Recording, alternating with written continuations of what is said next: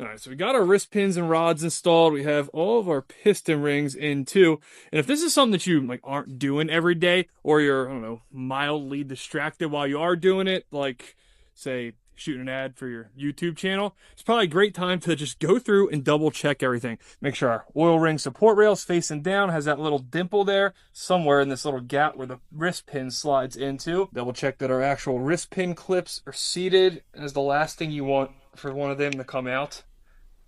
A hole in your motor in a hurry. We also got to make sure our top and middle rings are facing the right way, and they were marked when we installed them, but you can also tell by a different little beveling style they have on the inside and match it up with this. Once you know they're right, flip one around so it's like 180 degrees from the other one.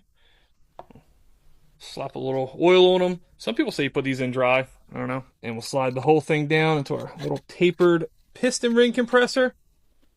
And you should be able to just slide right in. There shouldn't be a lot of pressure. You definitely don't want to hammer it on it or anything like that. If you do, chances are one of your rings got flipped, caught, or something bad is happening. So just yank it all back out and do it again. Now we got a few pistons in. Go ahead and get our rods attached to the crank. Give it a good wipe with some lint-free cloth. We'll go ahead and install our rod bearing, which yes, we definitely could have done on the rod side of things while it was out of the engine. That would have been the smart thing to do. Is our upper rod bearing.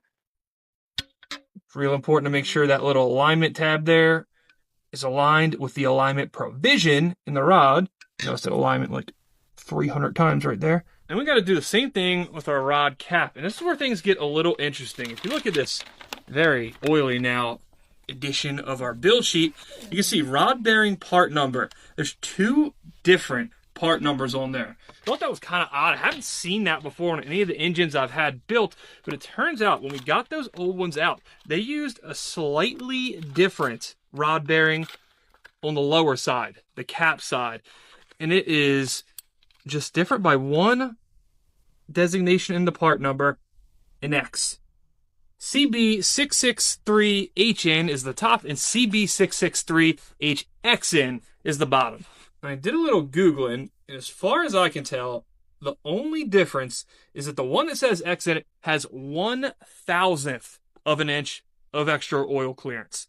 Definitely the first time I've ever seen that, but who are we to argue with professional engine builders? Now we go ahead and install our rod bolts. And while we did reuse these ARP main studs, and we're going to reuse the head studs too, these we went ahead and replaced just because they tend to take a little bit more abuse. They're cheap insurance. The whole set of these things from Cali's was like $100 versus $500 for new head studs or main